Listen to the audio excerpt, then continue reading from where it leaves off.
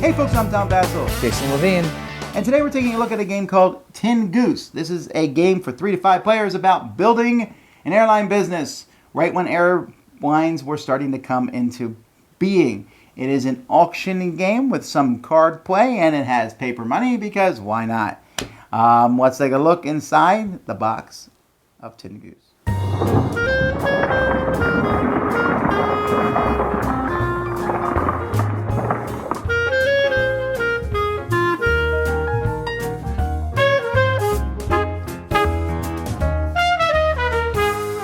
Now, we're not going to go over every rule in this game. I just want to give you a feel of how it's played. Each player is going to pick at the beginning of the game a route, and if you connect these routes together, you're going to get points. This is in many different style of games.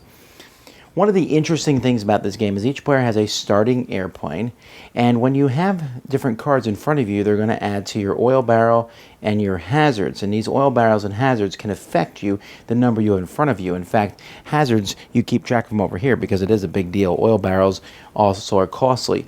Each player also has 5 cards that are in front of them, and this says, and if there's an oil event, increase your payment by 1 per barrel. There's just different things here. You don't get any money at the end of your turn. And this one adds 4 hazards. So as the game goes by and you get new fleets, new airplanes taking the place added to your thing, you can get rid of one of these cards. So you have these cards are like negative things. You can slowly cut them out and make your life better as you get rid of them. It's your decision which ones to pick as you go by. Now, players are going to have cards from 3 different decks. The red era, which is post-World War II, the blue area, pre-World War II, and the gold era. And you're going to have some cards, and you're going to play 1 fewer than the cards you get. And many of these cards are airplanes. When you play an airplane card, you will open up an auction. Everyone gets to bid on the card 1 time. It goes around the table, and then you get the final bid on it, and whoever wins the card gets it. There's some bonuses if you match the same types of cards. When you get an airplane, instead of adding another airplane to your fleet, when you get it, you get 2 airplanes of your color. And you'll also notice it adds to your barrels and flames. But you also have the opportunity to upgrade ones. And airplanes are small, medium, and large, which will matter for when you're placing airplanes on the board.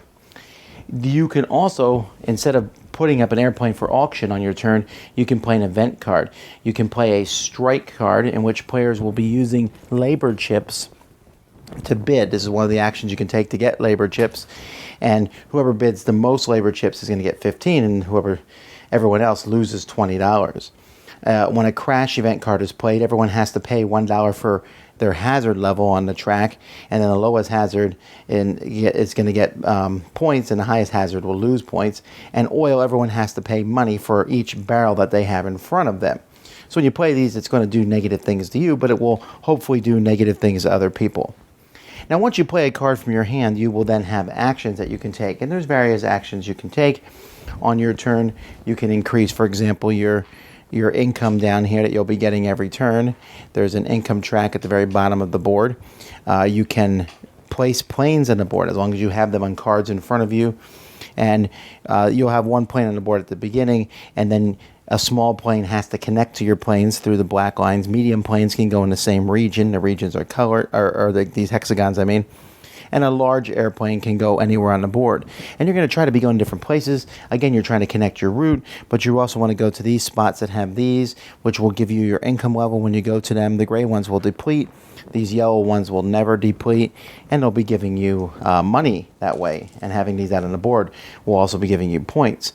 And if you look up here, there's an international track where during each turn of the game, you can place airplanes here. You pay money, and you're going to get extra bonus points for being here at the end of the game. Essentially, you're going to be doing this each round of the game. You're going to be playing these cards. There's 7 rounds of the game, so you'll be playing a card, and then you'll be taking actions. And these actions are all about getting points. The international track can get you points. Having planes all over the board will get you points. And money. Money is a very critical thing in this game. And whoever has the most points at the end of the game is the winner. All right, Tin Goose. What do you think of this one? I like it. I like it a lot. I mean, I like games like Medici, and if you like Medici, this has that same kind of auction style as Medici, the once-around auctions and lots of them, and the person who's controls the auction gets the last bid, and I really like that. I really like that mechanic, and I think that this is a well-deserved entry into the bidding mechanic, auction mechanic games. I mean, you have more than just the auctions. You're auctioning for the planes, but you have a board. You're trying to make connections. It adds a lot to the auction mechanic game, and I really, really like it. That's a good opinion. This game's horrible. I hate it. And I'll tell you why. That's enough. We don't need to hear anymore. Jason mentioned it's like Medici, which it definitely is. Yes. And I don't really like Medici. And there's three main reasons I don't like this game. One is I don't like the open-endedness of the auctions. I never have any idea how much anything is worth. An airplane that sells for 20 at one point will sell for 40 at another point, will sell for 12 at another point, and it's all based on players, and you're sitting there and you're like, I don't know how much this is worth. It could change in the next second. It's really, I don't like that. I feel like the nebulousness of the auctions is problematic. It's not problematic. You just need to know how to value things. And if you know how to value things, you need to say, well, it's really worth this. I'm only willing to pay this. And if someone pays more than that, you just have to say, well, I'll suck it up and not buy this one. And you need to if you can value things properly, you'll know when you're getting a good deal and when you're not getting a good deal. And you need to do that. And part of an auction game is reading the table. If everyone's bidding things high, you try to bid them up a little bit. You try to bid them up a little bit knowing that they'll overbid you and that they'll waste all their money, and then you could slide in with things later. Or if the table's a low bidder, then you bid a medium amount knowing that you could overbid them on things and not pay too much and get a bunch of things. So a lot of a bidding game is reading the table, and maybe you just don't like that, but I don't think that that's a reason not to like a game, especially a game that's this good. And a game like Medici also. And games like this that have that bidding mechanic, the bidding is the game. And, you can't hate a game just because you don't like the mechanic. Reason number 2 I don't like this game is because it's a rich get richer style game. So let's say Jason and I are bidding on a plane. I'm like, I think I'll go 16 on that plane. Jason wins the bid with 20. I'm like, oh, that plane is worth 20. The exact same plane comes up. I go 20. Then the next person goes 24 and they buy that plane. And I'm like, oh, okay, wait. All the planes have been bought this round. I don't get a plane. And you literally fall behind when that happens. And it's almost impossible to come back if someone gets more planes than everybody else. You sit there and watch them win. No, again, that's what the calamities are for. That's when you hit them with the oil fuel prices. Oh my goodness.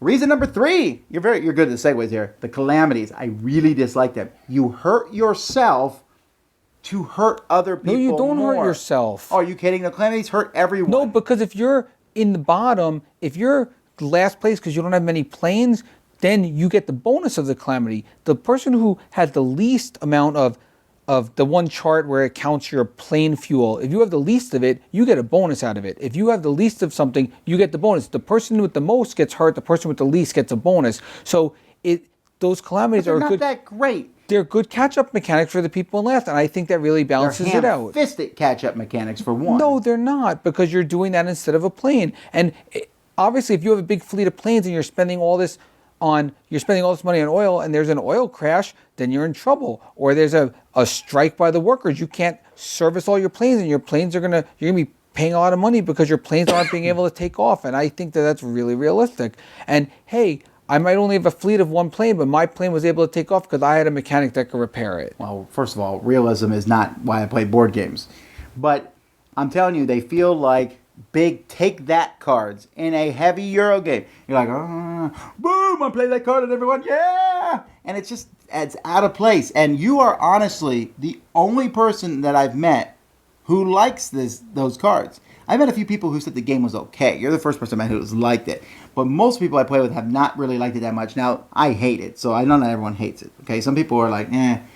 But for me, I love the theme. I love building up the airplanes. I love the idea, I get airplanes. But it is no fun for me when a whole turn goes by and I got nothing that round. And there's no fun for me when I start getting something together and someone plays a calamity card and just makes me get hurt because they felt like playing a calamity card that turn. And you mentioned that the little guy can play their card, the guy in last place, and it hurts the guy in the lead and it helps them. But that guy in the middle gets hurt all the time when that happens. And it doesn't help him at all. But there's nothing wrong with that. But he still can't catch the leader.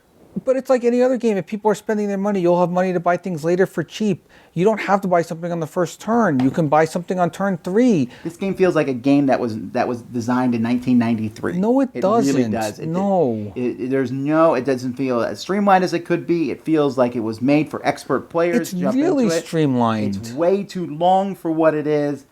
I wanted to like this. I disagree in so many ways. It's not too long. It's a perfect length. 7 turns is a perfect length. You also get 3 cards for the first round, 4 cards for the second round, and 3 cards for the third round. So you only play 2 of your 3, then you only play 3 of your 4, then you only play 2 of your 3. So you could discard cards that you think would help other people. I also like how if you buy some of the same stuff, it matches up and you get bonuses. Which I really hate that because that sounds interesting, but since you have no idea what cards you're going to get, it's like, ooh, I got lucky. I got the card that matches perfectly with my set. Yay! But that's if you get it. Wait, that's right. That's if you get it. It's random. No, it's not random. That's what you draw for the deck is random. When I say that's if you get it, no, because there's about 4 different cards in the deck. There's not a ton of cards, so you're going to get matching cards a lot of the time. I have definitely played a game where I kept drawing cards that did not match my planes. It doesn't matter because you could bid on if someone else puts out the card that matches your plane. They probably won't put out one that matches my planes. Of course they will, because in the first round there's only 2 different types of planes, so of course there'll be matching planes out there. I'm telling you. And you just need to bid. You need to know when to bid high, when to bid low, when to not bid, when to push someone else up, and bid just an amount that they will overbid you because they really want it, and you make sure to waste their money so you have money later. And that's the key to a bidding game. And maybe you just don't understand bidding games well enough to understand now this. He's criticizing me. Yeah, because I think you are so wrong. I like a lot of bidding and auction games, but this one, the once around auction has never been one of my favorites anyway. Because you have to bid a certain number. Yes. And that's your only chance. You can't bid the other person up. Auctions are interesting to me if you can keep forcing them up. This once around thing is just not that much fun for me. The once around's great, and especially if you're the person who plays out the card, because you get the final bid. It forces you to guess how much it's worth.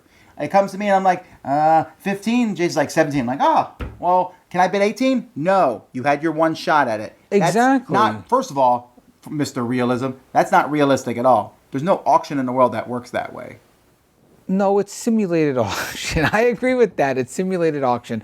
But it's a great mechanic. It's the same mechanic in Medici, and I love that mechanic. I'm telling you, you have to really think about what you want to bid. You have to let it go around, and then you have to say, okay, this is the bid. How much do I think that this guy really is willing to pay? So I'm going to bid this much. I think I could get it for this much, so I'll only bid this much. And, oh, this guy already spent a lot of money, so I could bid this much and get it. And you need to just read the table. And reading the table is important. I mean, do you play a lot of poker? Poker's reading the table, and this is reading the table. No, you're not comparing this game to poker. Come on now. The bidding I am. No. All right. Also, the game has paper money. With bleh.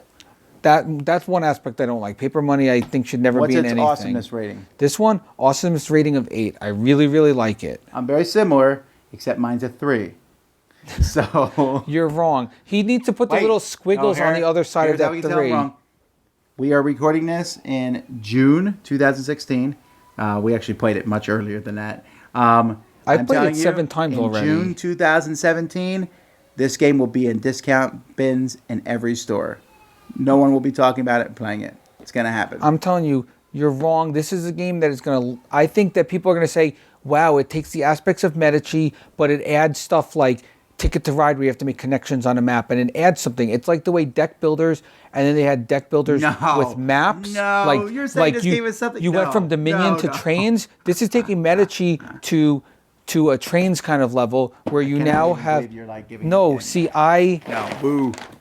I'm right on this one. If you like Medici, and there's a lot of people who like Medici, anyone who likes Medici is going to love. You're going to love this game because it adds. I'm not even sure on that. It adds more. It adds. They're going to hate to take that. It adds connections. It adds route building. It adds so many good things into the game. The different planes that let you expand further on the map. There's so many good things in this game, and I think that if you like bidding games, you will really like this one, just like I did. Well, anyhow, that's Tin Goose.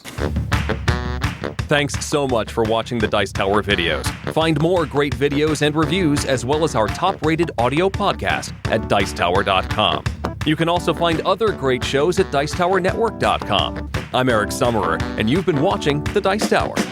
The Dice Tower is sponsored by Cool Stuff Inc., where you can find great games for great prices. Cool stuff in stock. Check them out at CoolStuffInc.com.